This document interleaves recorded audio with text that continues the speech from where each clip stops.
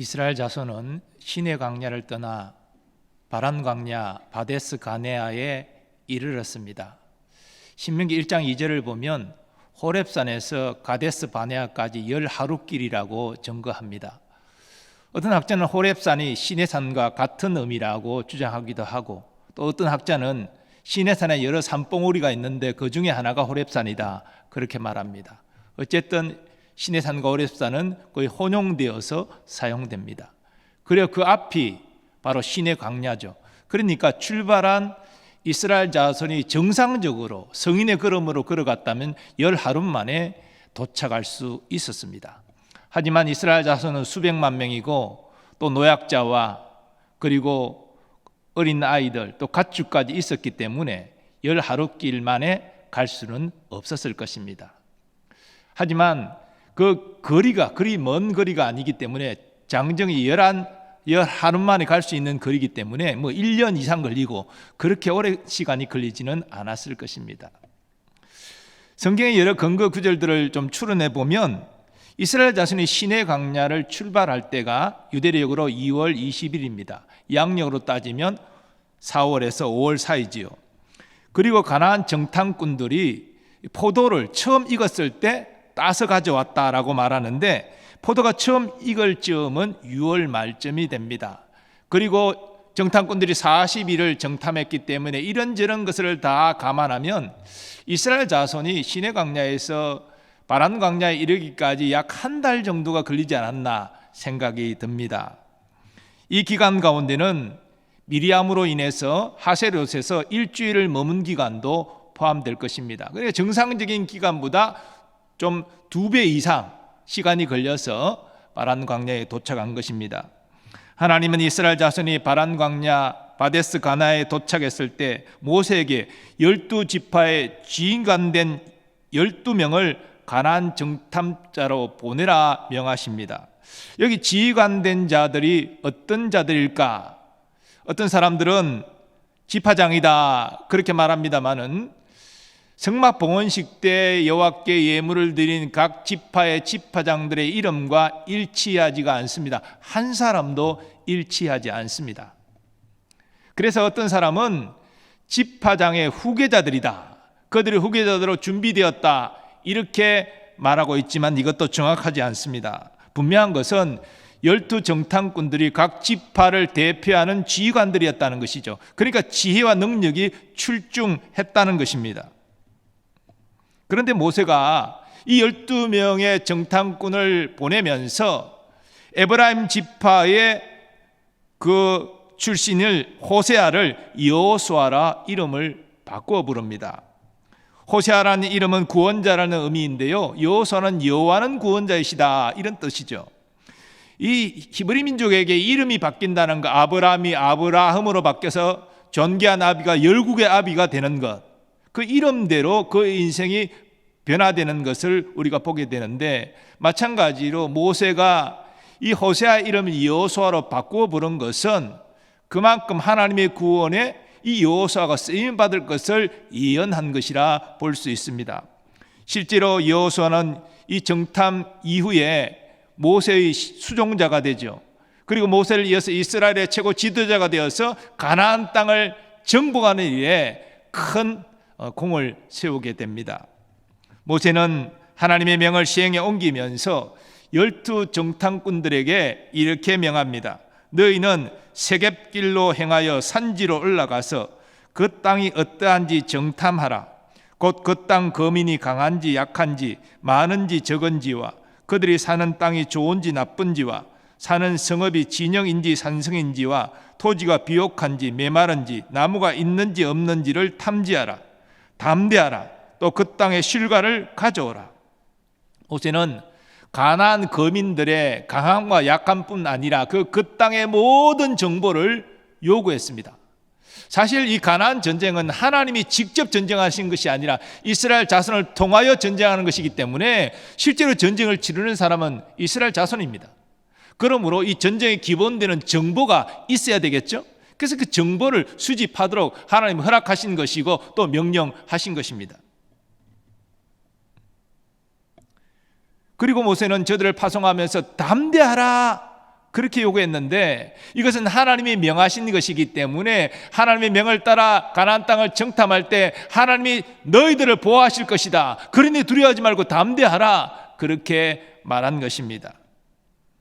그리고 본문은 12 정탐꾼들의 행보가 소개되는데 이와 같이 증거됩니다. 이에 그들이 올라가서 땅을 정탐하되 신광야에서부터 하맛 어기 럽에 이르렀고 또 네겝으로 올라가서 헤브론에 이르렀으니 헤브론은 애굽 소안보다 7년 전에 세운 곳이라.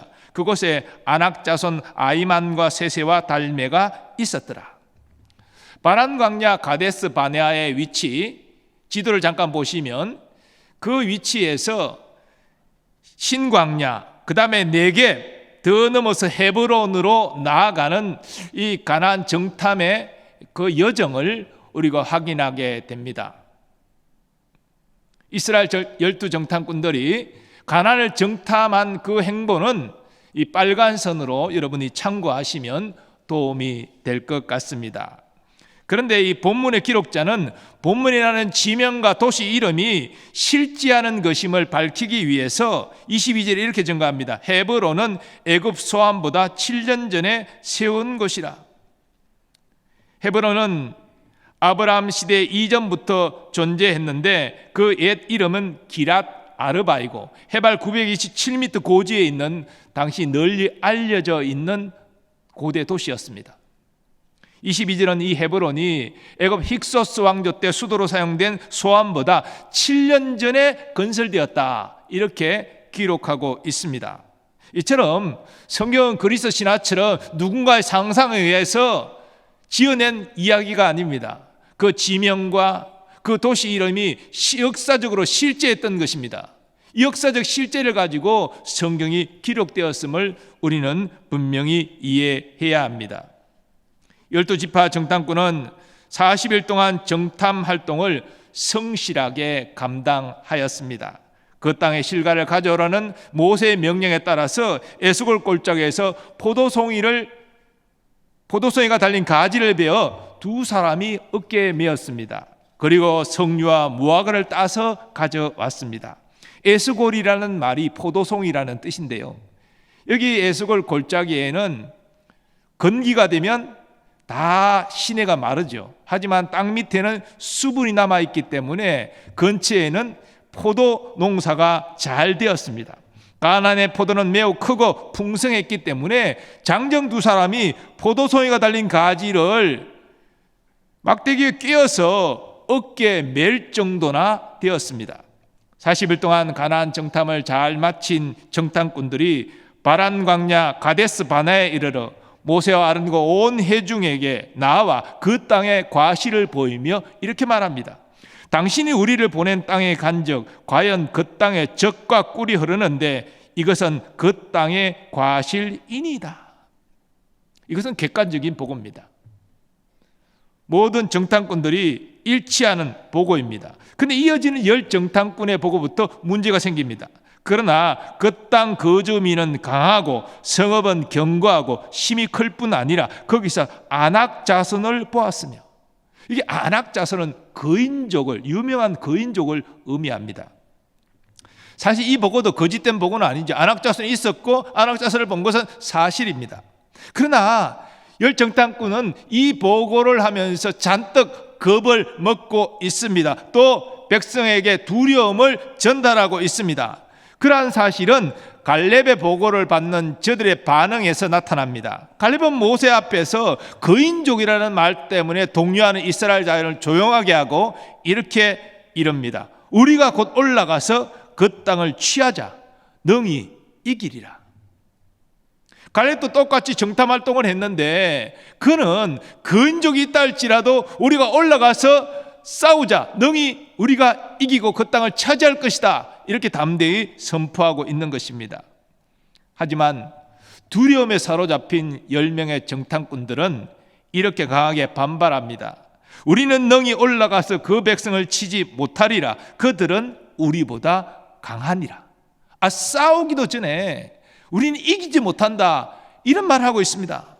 그리고 가나안 땅에 대하여 부정적으로 말합니다. 우리가 두루 다니며 정탐한 땅은 그 거주민을 삼키는 땅이요, 이 거주민을 삼키는 땅이라는 말은 그 땅이 형편없다, 황폐하다 그런 의미가 아닙니다. 젖과 꿀이 흐르는 과실이 이렇게 풍성하게 연근은 그런 비옥한 땅이기 때문에 서로 차지하려고 싸우다가 서로를 죽이게 하는 땅이다, 그런 의미입니다.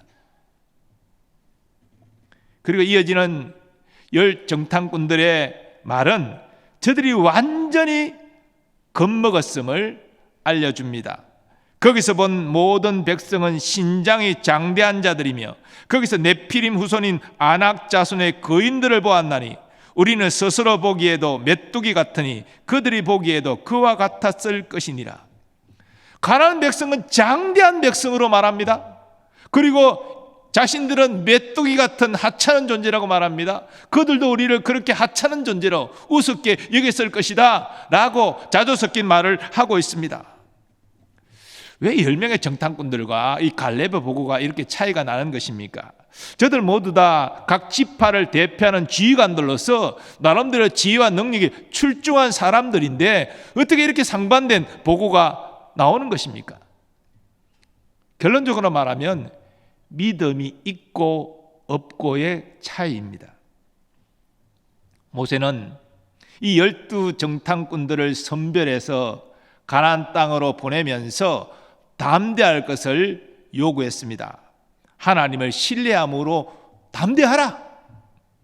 하나님이 명하신 것이고 저 땅은 하나님이 약속한 땅이기 때문에 너희가 무사히 정탐을 마치고 돌아오도록 하나님이 너희를 함께 하시고 보호하실 것이다, 그런 의미죠. 그러니 믿음으로 담대히 행하라고 당부한 것입니다. 과연 12 정탐꾼들이 가나안 땅을 정탐할 때 어떤 어려움도 어떤 해됨도 당하지 않았습니다. 오늘 본문 우리가 읽어봤지만 저들이 가나안을 정탐하면서 어떤 어려움을 당하고 추격을 당하고 고난을 당했다 이런 말이 전혀 없잖아요. 순죽하게 40일 동안 세세하게 필요한 정보를 다 취득해서 무사히 바란 광야 가데스 바네아 회중 앞으로 올 수 있었습니다.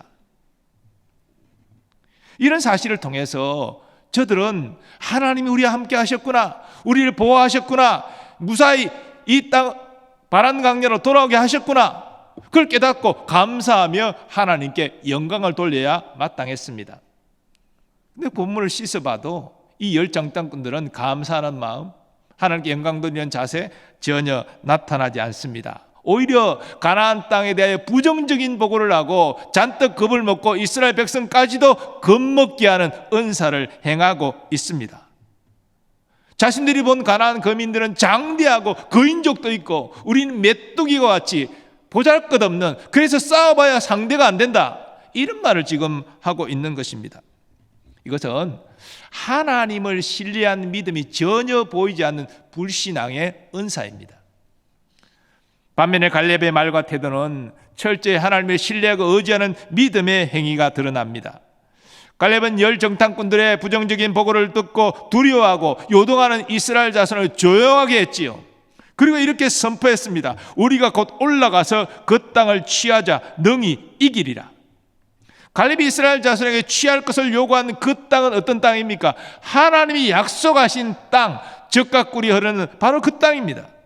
그러므로 하나님이 약속하신 것을 반드시 이루실 것이기 때문에 우리가 담대히 올라가서 싸우자, 이렇게 요청할 수 있었습니다. 다시 말해 이스라엘 자손이 가나안 거민과 전쟁하는 것은 이미 하나님께서 승리를 보장하신 전쟁이라는 것입니다. 이것이 갈렙의 믿음이었습니다.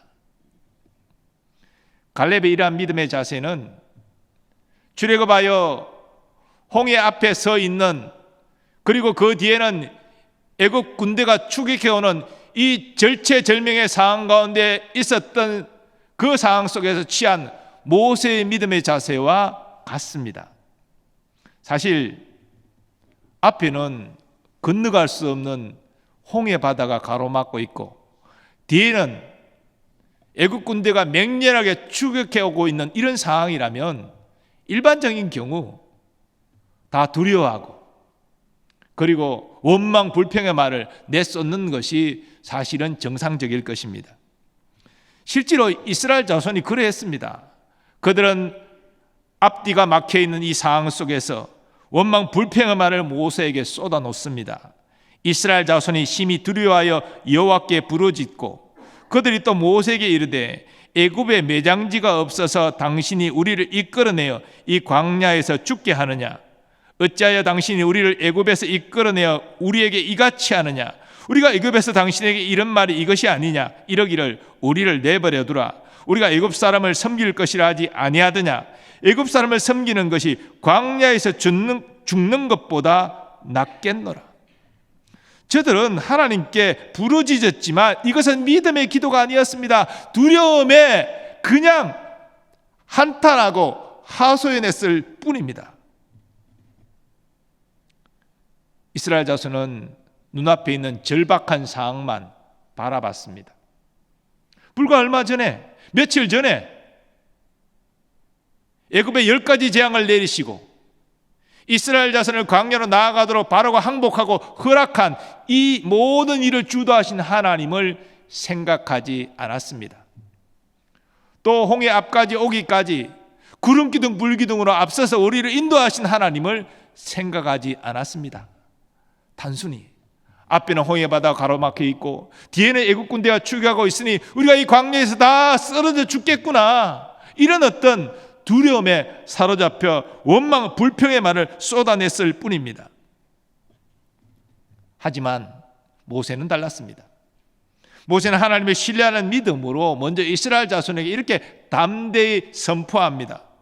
모세가 백성에게 이르되 너희는 두려워하지 말고 가만히 있어서 여호와께서 오늘 너희를 위하여 행하시는 구원을 보라. 너희가 오늘 본 애굽 사람을 영원히 보지 아니하리라. 여호와께서 너희를 위하여 싸우시리니 너희는 가만히 있을지니라. 모세는 이 절망의 순간에 하나님을 바라보고 있는 것입니다. 그러므로 이스라엘 자손에게 두려워하지 말고 여호와의 구원을 보라, 이렇게 말할 수 있었습니다. 모세는 이렇게 이스라엘 자손에게 선포하고 간절히 기도합니다. 그리고 하나님은 모세의 간구에 응답하셨습니다. 너는 어찌하여 내게 부르짖느냐? 기도한 것이죠. 이스라엘 자손에게 명령하여 앞으로 나아가게 하고 지팡이를 들고 손을 바다 위에 내밀어 그것이 갈라지게 하라. 이스라엘 자손이 바다 가운데서 마른 땅으로 행하리라. 내가 애굽 사람들의 마음을 완악하게 할 것인즉 그들이 그 뒤를 따라 들어갈 것이라. 내가 바로와 그의 모든 군대와 그의 병거와 마병으로 말미암아 영광을 얻으리니 내가 바로와 그의 병거와 마병으로 말미암아 영광을 얻을 때야 애굽 사람들이 나를 여호와인 줄 알리라. 하나님 모세에게 믿음으로 행할 것을 명하셨습니다. 모세는 하나님 말에 순종해서 지팡이를 오른손에 들고 바다를 향하여 손을 내뻗었습니다. 그러자 홍해가 갈라지고 바다 사이에 길이 나고 모세가 앞장서서 그 홍해에 난 길로 들어가서 이스라엘 자손을 이끄니 이스라엘 자손이 앞으로 나아가기 시작합니다. 그리고 그 많은 이스라엘 자손이 다 홍해 바다를 건너갔을 때 애국 군대가 뒤쫓아 추격하기 시작합니다. 하지만 곧 바다는 다시 합쳐졌고 애국 군대는 물에 수장되고 맙니다. 하나님의 구원이 실현된 것입니다. 이것이 믿음이 있고 없고의 차이입니다. 이스라엘 자손은 그 절체절명의 순간에 홍해 바다와 뒤에서 추격하는 애국 군대만 바라보고 절망했습니다. 원망의 말을 쏟아냈습니다. 믿음이 없는 거죠. 그러나 모세는 그 절체절명의 순간에 살아계신 하나님 바라봤고 의지하고 기도했습니다. 하나님의 음성을 들었고 하나님 말에 순종하여 지팡이를 손에 들고 앞으로 내밀 때에 홍해의 길이 났고 그 길을 따라 이스라엘을 이끌고 홍해를 건널 수 있었습니다. 열두 정탐꾼 역시 사실은 똑같은 일을 하고 똑같은 경험을 했잖아요. 가나안 거민이 강하고 철병거로 무장되어 있고 또 아낙 자손 거인족이 가나안 땅에 사는 것, 그건 분명한 사실입니다. 근데 갈렙은 올라가서 그 땅을 취할 것을 요구합니다. 너희 이길 것이라고 장담합니다.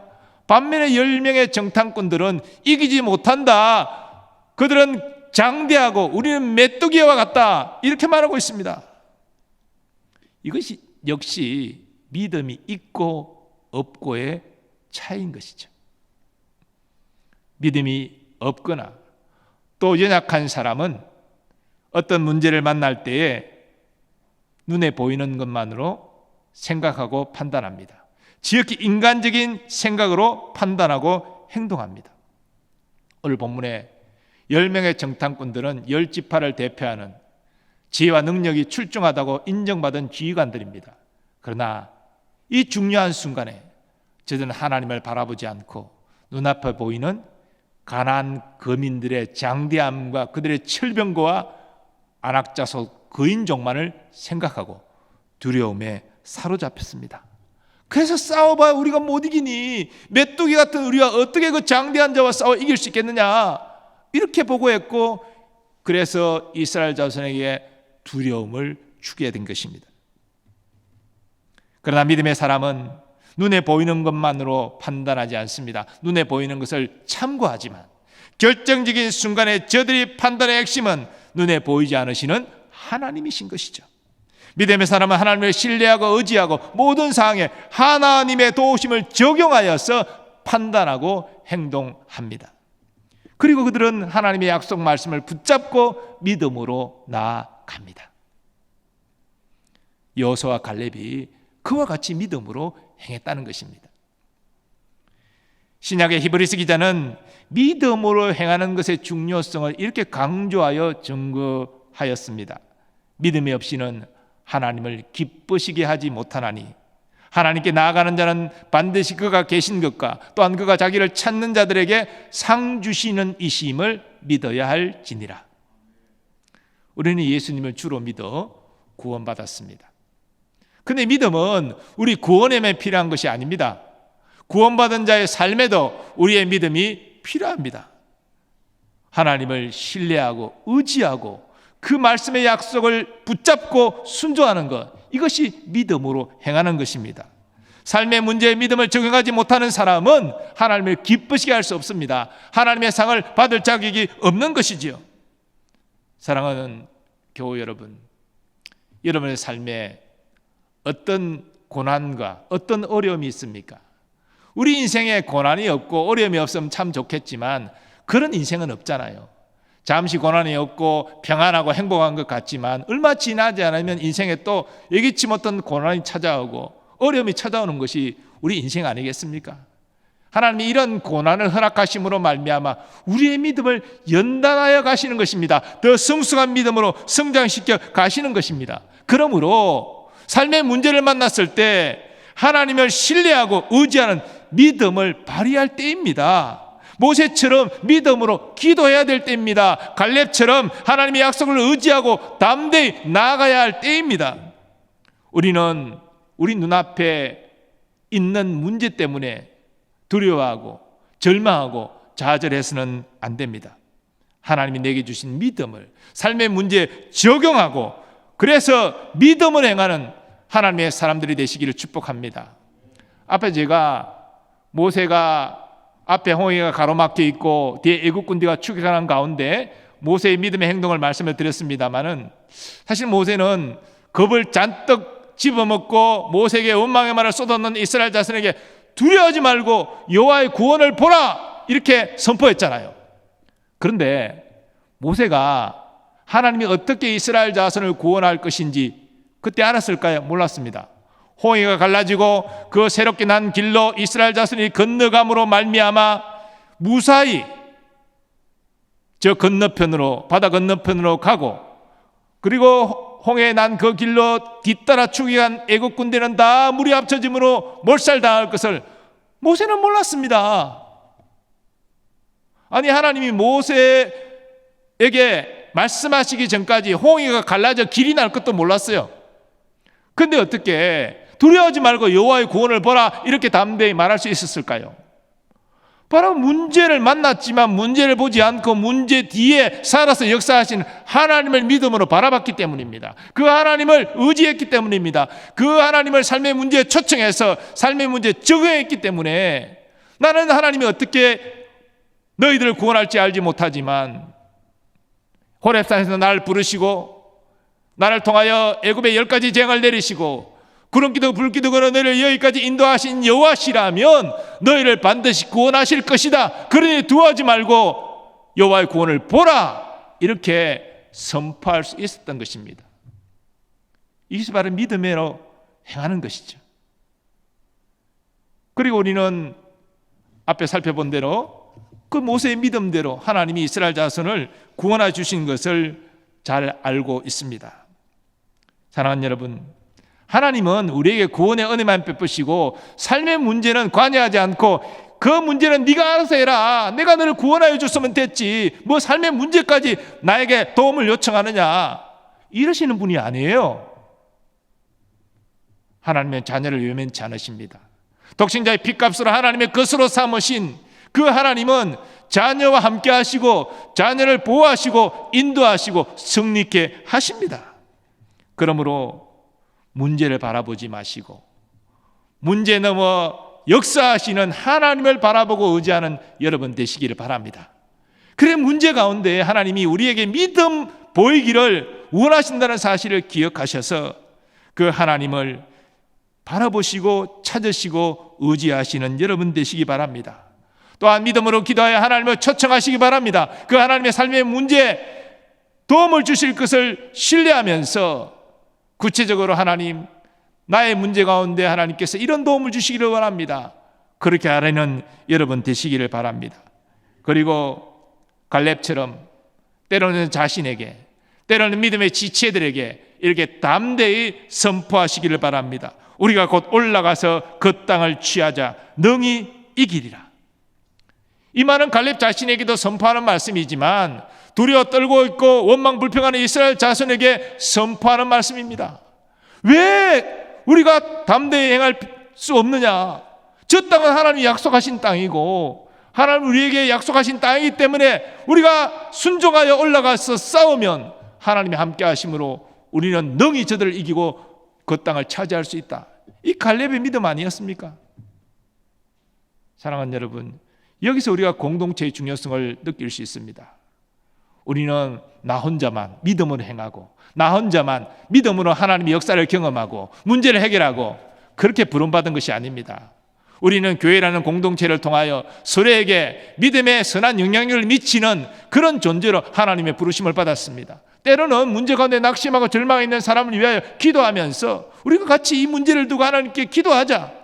그리고 믿음으로 그 사람이 이 문제 가운데 함몰되지 않고 살아계신 하나님을 찾고 의지하도록 도와주는 것이 우리의 믿음의 지체들의 역할이 아니겠습니까? 그래서 함께 믿음으로 하나님을 나아가고 하나님을 신뢰하고 의지하고 순종함으로 하나님의 구원을 경험하자. 이게 교회가 해야 될 공동체적 모습이죠.